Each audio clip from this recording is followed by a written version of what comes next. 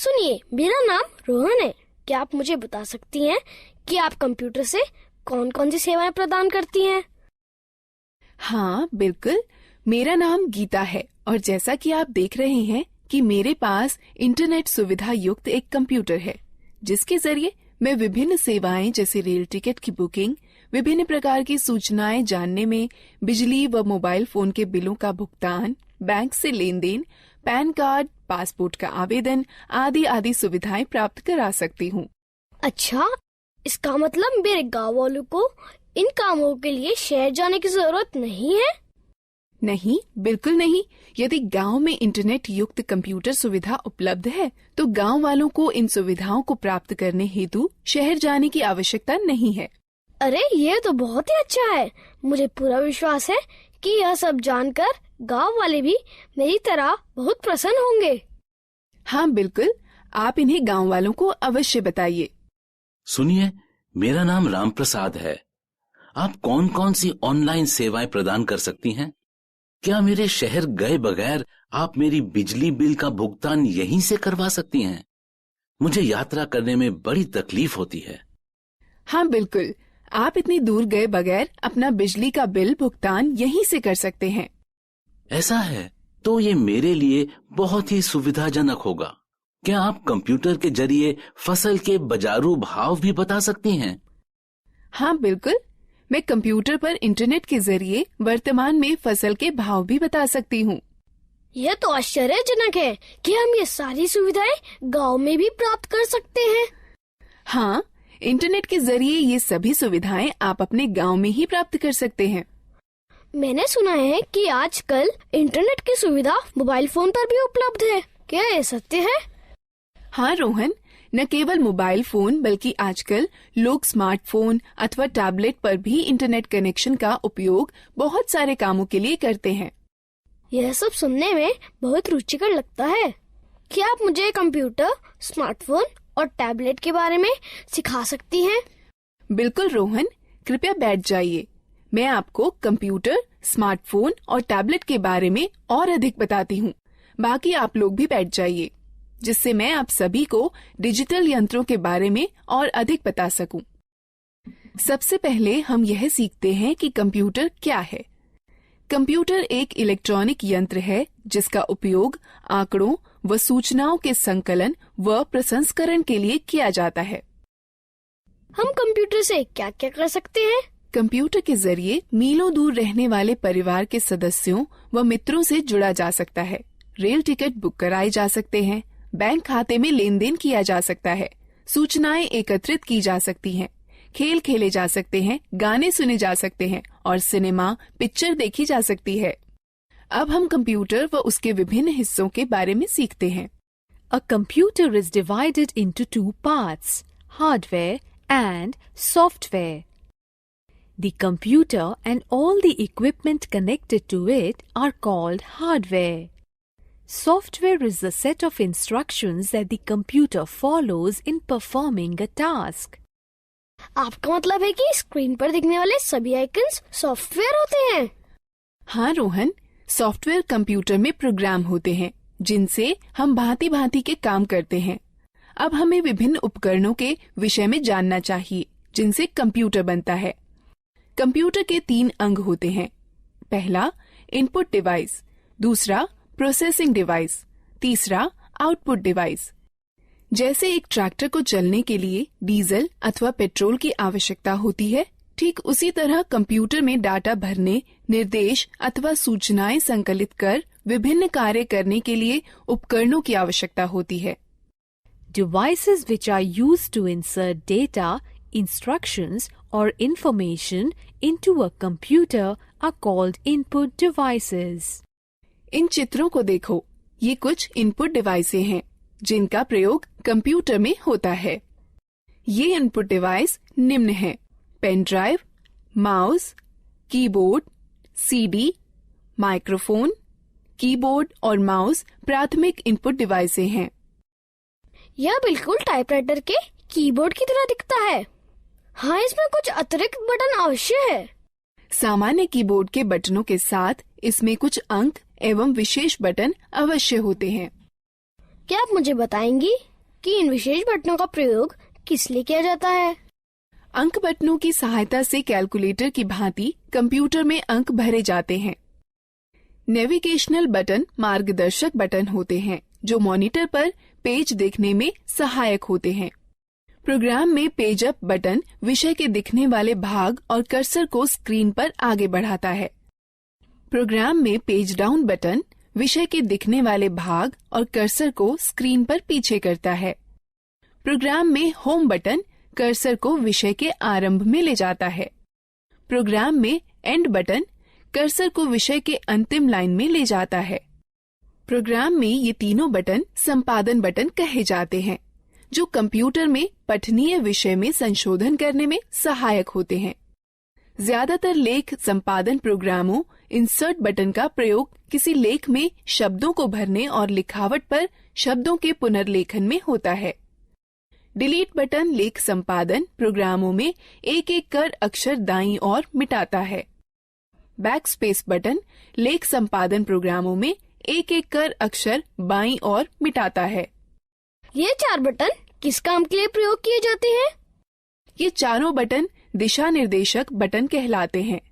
ज्यादातर लेख संपादन प्रोग्रामों में ऊपर की तरफ तीर के निशान वाला बटन कर्सर को स्क्रीन पर ऊपर की ओर ले जाता है। ज्यादातर लेख संपादन प्रोग्रामों में नीचे की तरफ तीर के निशान वाला बटन कर्सर को स्क्रीन पर नीचे की ओर ले जाता है। ज्यादातर लेख संपादन प्रोग्रामों में बाईं की तरफ तीर के निशान वाला बटन कर्सर को स्क्रीन पर बाईं की ओर ले जाता है। ज्यादातर लेख संपादन प्रोग्रामों में दाईं की तरफ तीर के निशान वाला बटन कर्सर को स्क्रीन पर दाईं की ओर ले जाता है। क्या तुम F1 से F12 तक के बटनों को देख रहे हो? यह बटन फंक्शन बटन कहलाते हैं। यह बटन कंप्यूटर पर सक्रिय प्रोग्राम के अनुसार निर्दिष्ट किए गए विशेष कार्य को निष्पादित करते हैं। ज्यादातर प्रोग्रामों में एस्केप बटन चल रही प्रक्रिया समाप्त कर देता है। कंट्रोल और अल्टरनेट बटन क्रिया परिवर्तन बटन है, जो ज्यादातर प्रोग्रामों में विशिष्ट कार्य और माउस की क्रिया को या तो परिवर्तित कर देते हैं या तो बढ़ा देते हैं। विंडो बटन विंडोज के स्टार्ट मेनू को सक्रिय कर देता है। यह बिल्कुल वैसे ही होता है जैसे कि टास्क बार के स्टार्ट बटन पर क्लिक करने से होता है। अब तक हमने कीबोर्ड के विभिन्न बटनों के बारे में सीखा। अब हम माउस के बारे में सीखते हैं। माउस एक दिखाने, निर्देशन करने वाला यंत्र है, जिसका प्रयोग कंप्यूटर स्क्रीन पर दिखने वाले विषय आइकन्स को इंगित कर उनसे परस्पर संबंध बनाने में होता है। आप देखेंगे कि जैसे ही माउस चलाया जाता है, वैसे ही माउस चलाए जाने की दिशा में एक छोटा तीर स्क्रीन पर चलता है। इस तीर को पॉइंटर कहते हैं। पॉइंटर की सहायता से कंप्यूटर को प्रक्रिया के लिए डाटा व निर्देश उपलब्ध कराए जा सकते हैं। माउस पर 2 बटन भी होते हैं, बायां बटन और दायां बटन। माउस के दोनों बटनों के बीच में एक घूमने वाला चक्का भी होता है, जिसकी मदद से प्रलेख या डॉक्यूमेंट और वेब पेज पर आसानी से चला जा सकता है। ये माउस द्वारा किए जा सकने वाले कुछ कार्य हैं। माउस के बाएं बटन को एक बार दबाकर स्क्रीन पर किसी प्रोग्राम को चुना जा सकता है।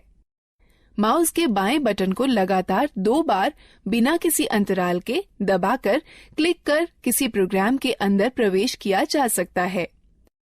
माउस के दाएं बटन को दबाए जाने पर इंडेक्स मेनू खुलेगा। घूमने वाला चक्का स्क्रीन पर पेज को ऊपर नीचे खिसकाने में हमारी सहायता करता है।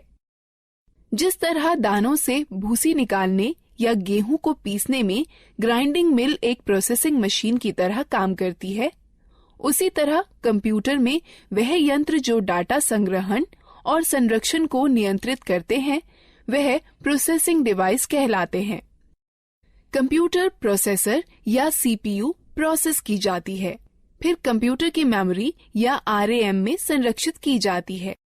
जिस तरह दानों से भूसी निकालने या गेहूं को पीसने में ग्राइंडिंग मिल एक प्रोसेसिंग मशीन की तरह काम करती है, जिस तरह अनाज और भूसे को अलग अलग करने वाला थ्रेशर एक आउटपुट मशीन है, उसी तरह कंप्यूटर के साथ परिणाम को दिखाने के लिए जो यंत्र प्रयोग में लाए जाते हैं उन्हें आउटपुट यंत्र कहते हैं।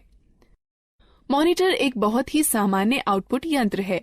मॉनिटर स्क्रीन है जिसका प्रयोग आउटपुट जैसे शब्दों, अंकों व चित्रों को देखने में होता है। मॉनिटर दो तरह के होते हैं, कैथोड रे ट्यूब और flat panel display. Printer computer से प्रसंस्कृत डाटा लेता है जिसे सॉफ्ट कॉपी कहते हैं और उसे छापकर निकालता है जिसे हार्ड कॉपी कहते हैं। कंप्यूटर पर दिखने वाले किसी चित्र या लेख को सॉफ्ट कॉपी कहते हैं तथा उसी के छपे हुए को हार्ड कॉपी कहते हैं। प्रिंटर तीन तरह के होते हैं, इंकजेट प्रिंटर, लेजर प्रिंटर और डॉट मैट्रिक्स प्रिंटर। स्पीकर एक आउटपुट यंत्र जिसके द्वारा हम आवाज सुनते हैं। स्पीकर के बिना हम गाने अथवा आवाज विषयों आदि को सुन नहीं सकते। हेडफोन कंप्यूटर से आवाज आउटपुट देता है। ये स्पीकर की तरह होते हैं किंतु इन्हें कानों पर पहना जाता है, इसलिए एक समय में केवल एक ही व्यक्ति आउटपुट सुन सकता है। प्रोजेक्टर एक आउटपुट यंत्र है जिससे किसी लेख या चित्र को समतल स्क्रीन पर दिखाया जाता है। अधिकतर प्रोजेक्टर का प्रयोग सम्मेलनों में या प्रस्तुतिकरण में होता है जिसके द्वारा प्रदर्शित होने वाले कई लोग एक साथ देख सकते हैं। अब तक हमने कई तरह की इनपुट प्रोसेसिंग व आउटपुट डिवाइसों के बारे में जाना है। अब हम लोग मजेदार गतिविधि में भाग। प्रत्येक प्रश्न के लिए सही विकल्प चुनें। सही है, अच्छा प्रयास।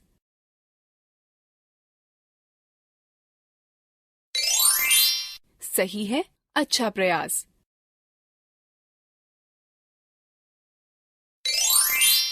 सही है, अच्छा प्रयास।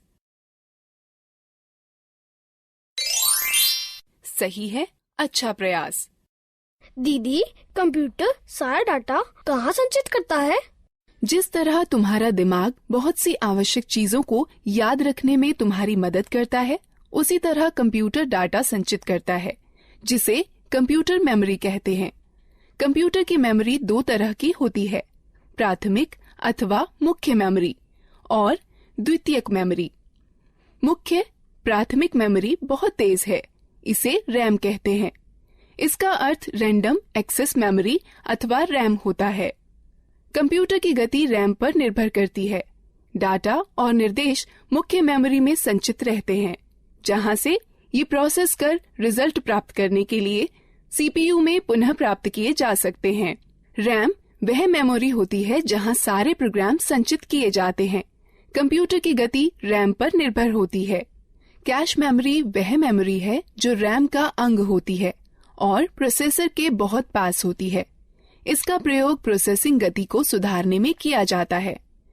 प्राथमिक मेमोरी सीमित होती है, इसलिए असीमित डाटा को सुरक्षित करने के लिए द्वितीयक मेमोरी का प्रयोग करते हैं।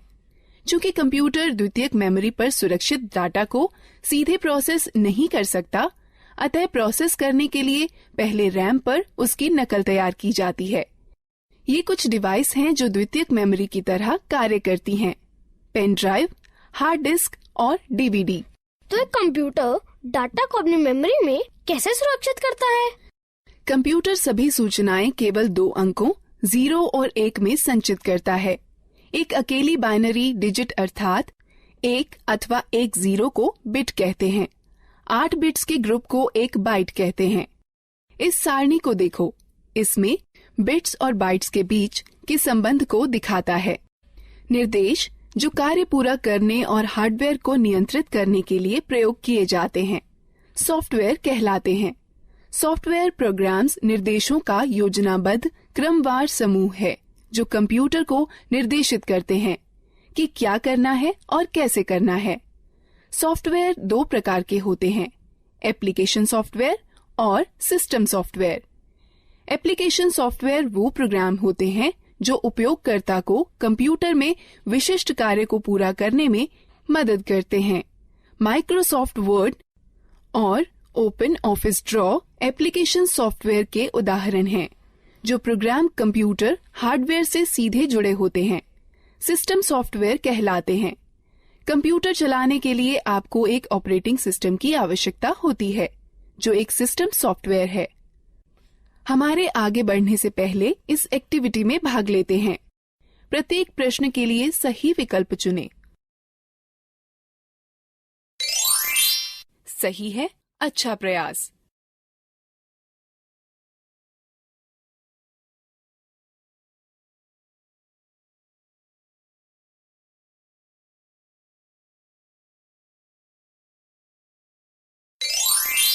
सही है, अच्छा प्रयास। गीता, ये सब रुचिकर है। मैंने पहले कभी भी कंप्यूटर नहीं चलाया है। क्या तुम मुझे बता सकती हो कि कंप्यूटर कैसे स्थापित किया जाता है और कैसे चलाया जाता है? अवश्य चाचा, मैं सब कुछ समझा दूंगी। सबसे पहले मैं आपको कंप्यूटर के विभिन्न अंगों से परिचित कराती हूँ। यह मॉनिटर है। यह टेलीविजन की तरह है और इसकी स्क्रीन पर आउटपुट देखा जाता है। यह सिस्टम बॉक्स है। इसमें सेंट्रल प्रोसेसिंग यूनिट अर्थात सीपीयू होता है। यह सीपीयू ही कंप्यूटर का मुख्य दिमाग होता है। यह कीबोर्ड और माउस हैं। यह दोनों इनपुट डिवाइस हैं, जिसके द्वारा कंप्यूटर में डाटा भरा जाता है। कंप्यूटर को जोड़ने के लिए सबसे पहले उसे मेज पर रखिए। तब सिस्टम बॉक्स के बगल में मॉनिटर रखिए। सिस्टम बॉक्स के पीछे का भाग देखिए। इसमें विभिन्न डिवाइसें जोड़ने के लिए खांचे बने हैं, जिन्हें पोर्ट कहते हैं। अब इस तरह से मॉनिटर सिस्टम से जोड़ा जाता है। सिस्टम बॉक्स वीडियो पोर्ट को वीजीए पोर्ट कहते हैं। इससे मॉनिटर को जोड़ने वाले तार को वीजीए केबल कहते हैं। वीजीए केबल के एक सिरे को सिस्टम के वीजीए पोर्ट से तथा दूसरे को मॉनिटर से जोड़ा जाता है।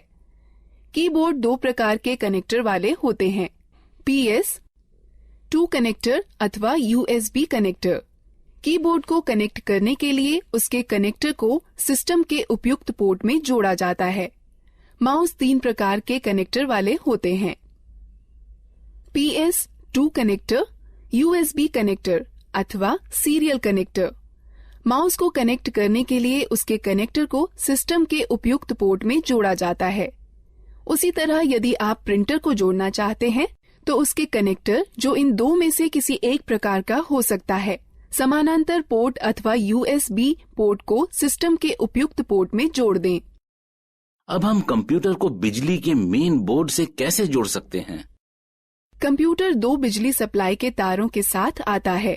एक बिजली सप्लाई तार को सिस्टम यूनिट के बिजली सप्लाई प्लग में तथा दूसरे तार को मॉनिटर के पोर्ट से प्लग करें। उसके बाद दोनों तारों को बिजली के पोर्ट से या UPS से जोड़ें। क्या आप हमें दिखा सकती हैं कि कंप्यूटर को कैसे जोड़ते हैं? बिल्कुल। कंप्यूटर चालू करने के लिए निम्न कार्यवाहियों का अनुसरण करें। पहले सिस्टम यूनिट व मॉनिटर दोनों की बिजली सप्लाई चालू करें। तब सिस्टम यूनिट का पावर बटन दबाकर उसे चालू करें व मॉनिटर का पावर बटन दबाकर उसे चालू करें। अब कुछ क्षण इंतजार करें और देखें कि मॉनिटर पर डिस्प्ले आने लगा है। इसे बूट स्क्रीन कहते हैं। धीरे धीरे सभी सॉफ्टवेयर लोड हो जाएं तो कंप्यूटर प्रयोग के लिए तैयार है। धन्यवाद गीता।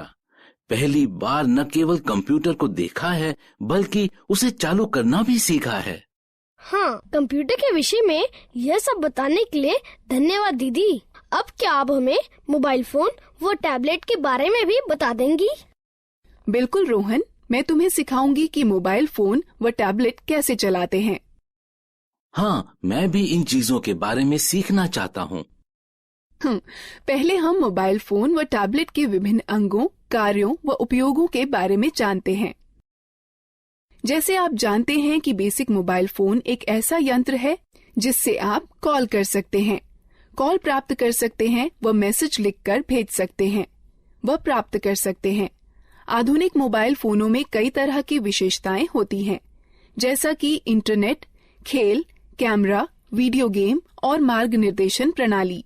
यह फोन स्मार्टफोन कहलाते हैं। कुछ मोबाइल फोनों में 2-2 सिम कार्ड एक साथ ही फिट हो जाते हैं। इन्हें डुअल सिम फोन कहते हैं। फोन के विभिन्न अंगों को देखें।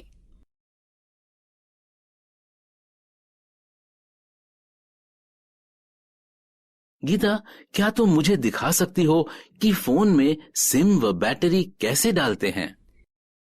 बिल्कुल, बस निम्न प्रक्रियाओं का अनुसरण करें। पहला, फोन को स्विच ऑफ कर दें और पीछे का कवर निकाल दें। उसके बाद फोन की बैटरी निकाल दें। तब सिम खांचे में सिम डाल दें। अंत में बैटरी व कवर पुनः लगा दें और फोन को चालू करें। धन्यवाद गीता, मुझे फोन की बैटरी चार्ज करने में भी समस्या होती है। चिंता न करें, बस निम्न प्रक्रियाओं का अनुसरण करें। पहला, चार्जर को दीवार पर बिजली के बोर्ड में लगाएं। तब चार्जर को फोन में लगाएं। कुछ समय बाद जब मोबाइल बैटरी फुल दिखाए तो पहले चार्जर को फोन से निकालें, फिर दीवार से निकालें। मैं आपको सिखाती हूँ कि फोन के बटनों को लॉक व अनलॉक कैसे किया जाता है। हमें बटनों को लॉक क्यों करना चाहिए? चाचा, जब आप लंबे समय तक फोन का प्रयोग न कर रही हों तो उसे लॉक करके रखना अच्छा होता है। इसकी यह प्रक्रिया है। फोन लॉक करने के सिलेक्ट मेन्यू पर जाइए और स्टार बटन दबाइए। अब ये लॉक कैसे खुलेगा? इसे खोलने के लिए फोन का अनलॉक बटन दबाइए और तब स्टार बटन दबाइए। मेरे पास ये नया मोबाइल है और मुझे यहाँ तक नहीं पता है कि इसकी विशेषताएं कैसे देखें। आप अपने मोबाइल की विशेषताएं देखने के लिए पहले मेनू आइकन छुएं या मेनू बटन दबाएं, जिससे फोन के सारे फीचर दिखाई पड़ने लगेंगे। और पीछे जाने के लिए पीछे आइकन को छुएं या बटन को दबाएं।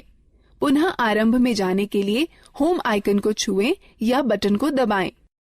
बेसिक फोन अथवा टच स्क्रीन फोन रिंगटोन घंटी बदलने के लिए निम्न प्रक्रिया अपनाएं। बेसिक फोन के लिए पहले मेनू चुनें, फिर सेटिंग, तब टोन चुनें और फिर खिसक कर रिंगटोन पर जाएं। तब गैलरी खोलने के लिए खिसक कर गैलरी पर जाएं, जहां पर कई रिंगटोनों की सूची दिखाई देगी। अब आप अपनी इच्छा अनुसार टोन का चयन कर सकते हैं। टच स्क्रीन फोन रिंगटोन बदलने की प्रक्रिया। पहला, होम आइकन को छुएं, फिर मेनू आइकन को छुएं, फिर पर्सनलाइजेशन सेटिंग्स आइकन को छुएं, फिर सेटिंग आइकन को छुएं, फिर प्रोफाइल सेटिंग आइकन को छुएं। तब रिंगटोन या नोटिफिकेशन रिंगटोन आइकन को छुएं। तब रिंगटोन की सूची में खिसक कर अपनी इच्छानुसार रिंगटोन चुनें। तब ठीक ओके आइकन को छुएं। मैं अपने फोन में अलार्म सेट करना चाहता हूँ। क्या सुबह जल्दी अलार्म सेट करने में आप मेरी मदद कर सकती हैं? निम्न प्रक्रिया से आप स्वयं कर सकते हैं। बेसिक फोन के लिए पहले मेनू में अनुपयोग चुनें, फिर अलार्म घड़ी, उसके पश्चात अलार्म का समय सेट करके सेव चुनें, फिर खिसक कर रिंगटोन पर जाएं। यदि आप अलार्म को दोहराना चाहते हैं तो चयन के विकल्प में जा दोहराना, फिर दिनों का चयन कर संपन्न चुनें। टच स्क्रीन फोन में निम्न प्रक्रिया अपनाएं। पहले मेनू को छुएं, तब घड़ी को छुएं, तब अलार्म को छुएं, अलार्म का समय सेट करके सेव चुनें। दीदी, क्या आप हमें टैबलेट के बारे में बता सकती हैं? हाँ जरूर, मैं अभी बताने ही वाली थी। टैबलेट एक कॉम्पैक्ट डिवाइस है जो एक स्मार्टफोन अथवा एक लैपटॉप अथवा कंप्यूटर की तरह है। आजकल टैबलेट अपने सुविधाजनक आकार और फीचर के सरल उपयोग के कारण बहुत लोकप्रिय हो गए हैं। इनका उपयोग हम इंटरनेट पर ब्राउजर, मेल चेक करना, डाउनलोड और किताबें पढ़ने, गेम खेलने, वीडियो देखने के अलावा संगठक के रूप में किया जा सकता है। टैबलेट विभिन्न प्रकार के होते हैं। यहाँ पर कुछ हैं। बुकलेट टैबलेट पीसी का सबसे सरलतम रूप है, जो किताब की तरह दिखता है। इस डिवाइस के दोनों तरफ डिस्प्ले होता है और इसकी कार्यप्रणाली दोनों तरफ छूने से कार्य करती है। यह हस्तलेख को पहचानने वाला सॉफ्टवेयर होता है, जो तुम्हें स्क्रीन पर वैसे ही लिखने की अनुमति देता है जैसे कि आप पेपर पर लिख सकते हैं। स्लेट सबसे साधारण और सबसे ज्यादा पाया जाने वाला टैबलेट पीसी है, जो अधिकतर मनोरंजन के लिए, फिल्म देखने के लिए, इंटरनेट चलाने के लिए, वीडियो देखने, वीडियो कॉल करने और दोस्तों के साथ चैट करने के लिए प्रयोग किया जाता है। कन्वर्टेबल टैबलेट लगभग पारंपरिक लैपटॉपों की तरह के ही होते हैं। इसमें बस एक बड़ा फर्क यह होता है कि इनसे टच स्क्रीन डिस्प्ले होता है, जिसे 180 डिग्री तक घुमाया भी जा सकता है। हाइब्रिड टैबलेट में स्लेट और कन्वर्टेबल टैबलेट दोनों की सबसे अच्छी विशेषताएं सम्मिलित होती हैं। हाइब्रिड टैबलेट अलग हो सकने वाले कीबोर्ड के साथ आते हैं, जो कि दिए गए स्लॉट के जरिए स्लेट पीसी में जोड़कर टैबलेट पीसी में बदले जा सकते हैं। एक रग्ड टैबलेट उन उपयोगकर्ताओं के लिए अच्छा है जो कठिन वातावरण परिस्थितियों में कार्य करते हैं। इनके अंदर की हार्ड ड्राइव झटकों को सहन करने वाली और इनका सुरक्षात्मक कवच इन्हें काफी टिकाऊ बनाता है। यह एक बात आपके लिए ध्यान में रखना अति आवश्यक है कि प्रथम बार इनका उपयोग करने से पूर्व इनकी बैटरी को कम से कम 6 से 7 घंटे चार्ज करना चाहिए, जब तक कि बैटरी पूर्ण रूप से चार्ज न हो जाए। हम बैटरी कैसे चार्ज करते हैं? इन चरणों का अनुसरण करो।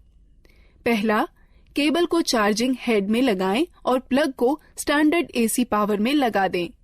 डिवाइस अपने आप चार्ज होने लगती है। डिवाइस के पूरा चार्ज होने के बाद चार्जर को प्लग से हटा देना चाहिए। डिवाइस में ऊर्जा संरक्षण हेतु पावर सेव बटन को दबाकर स्क्रीन को बंद किया जा सकता है। स्क्रीन को पुनः चालू करने के लिए यह प्रक्रिया दोबारा करें। डिवाइस को बंद करने का सही तरीका क्या है? जब आपको डिवाइस बंद करनी हो तो निम्न चरणों का अनुसरण करें। पहले, पावर बटन को कुछ क्षण के लिए दबा कर रखें। तब टैबलेट को बंद करने के लिए मेनू खुलने पर दिखाई देगा। तब पावर ऑफ पर टच कर डिवाइस को बंद करें। एक टैबलेट की होम स्क्रीन एप्लीकेशन फंक्शन मेनू के लिए स्टार्टिंग पॉइंट है। आप अपनी होम स्क्रीन को एप्लीकेशन आइकन्स शॉर्टकट फोल्डर को जोड़ करके कस्टमाइज कर सकते हैं। अतिरिक्त डिस्प्ले स्क्रीन के लिए स्क्रीन को दाएं अथवा बाएं खिसकाएं। तो तुमने सीखा कि कैसे लैपटॉप, कंप्यूटर, मोबाइल फोन और टैबलेट को इस्तेमाल करते हैं। अब हम इस प्रक्रिया में भाग लेते हैं। प्रत्येक प्रश्न के लिए सही विकल्प चुनें। सही है, अच्छा प्रयास।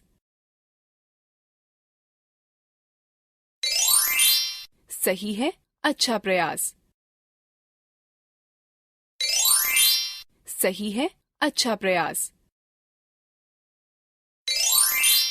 सही है, अच्छा प्रयास।